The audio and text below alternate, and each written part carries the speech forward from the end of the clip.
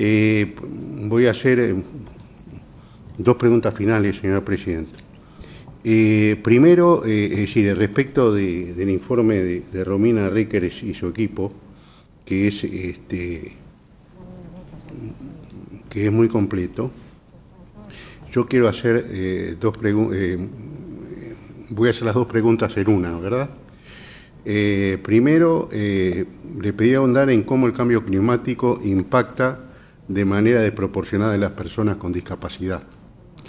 Y además que los comportamientos que los estados deberían adoptar a efecto de mitigar esta consecuencia específica del cambio climático o de la emergencia climática. Y la otra pregunta que le quiero hacer, así me responde las dos en una respuesta y ganamos tiempo. ¿Qué debería incluir, a criterio de ustedes, un plan de adaptación al cambio climático para ser efectivo y armónico con las obligaciones internacionales? Y además, ¿cuál sería la información necesaria de base para generar un plan de este tipo? Muchas gracias. Muchas gracias por sus preguntas, señor juez. Para responder a la primera pregunta me voy a remitir a aquello que está reconocido o establecido en el informe del panel intergubernamental sobre el cambio climático, en particular en el ámbito de la adaptación en ese grupo de trabajo en relación a la situación de las personas con discapacidad y su vulnerabilidad específica frente a los impactos climáticos. Estas personas, las personas en esta situación enfrentan o tienen una menor capacidad de adaptarse al cambio climático debido a una serie de limitaciones que muchas veces tienen que ver con la imposibilidad de migrar como una estrategia de adaptación o la imposibilidad de migrar en condiciones adecuadas, pero también las dificultades para acceder al sistema de salud, también aquellos impactos asociados a determinadas trayectorias de exposición que tienen que ver con los lugares en los que personas con discapacidad viven y cuáles son sus posibilidades de adoptar medidas de respuestas frente a determinadas amenazas, como podrían ser, por ejemplo, las condiciones que generan hábitats para la proliferación de enfermedades infecciosas transmitidas a través de vectores, ¿no?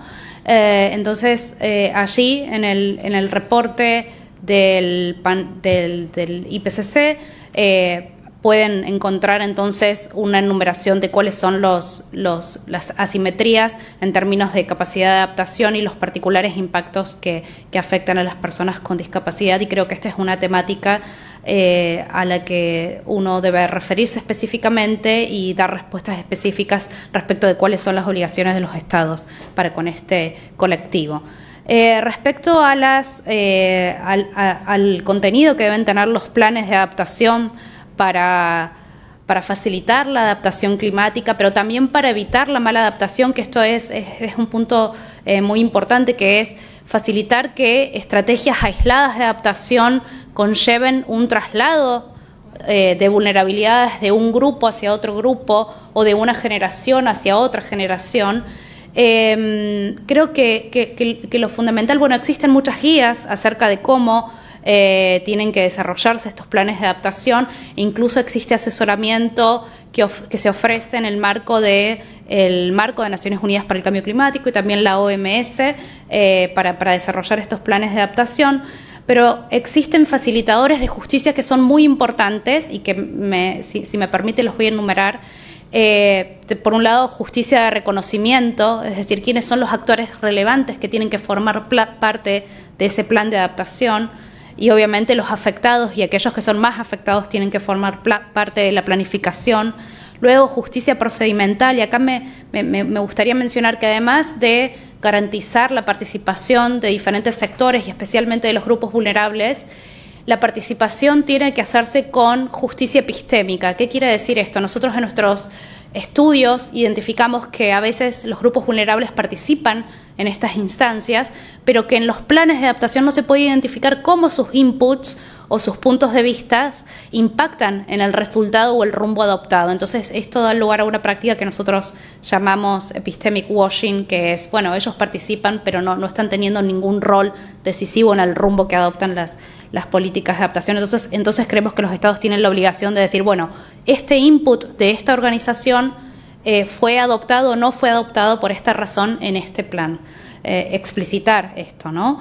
Luego tenemos cuestiones de justicia distributiva sobre cómo asignar los beneficios de la adaptación que deberían estar direccionados hacia los grupos más vulnerables, cuestiones de justicia intergeneracional que mencioné en mi intervención para evitar la mala adaptación y el traslado de vulnerabilidades y de costos entre generaciones, y finalmente lo que mencionó mi colega respecto de la justicia transicional, que hace referencia a los principios y procedimientos para dirimir conflictos que son generados por la emergencia climática o que son introducidos por las políticas climáticas, como en el ejemplo o en el tema que le preocupaba en la pregunta anterior, el conflicto entre aquellos que tienen expectativas de seguir llevando adelante determinados planes de vida asociados a un modo de vivir y de producir y de consumir, y la necesidad de transformarse, ¿no? Entonces,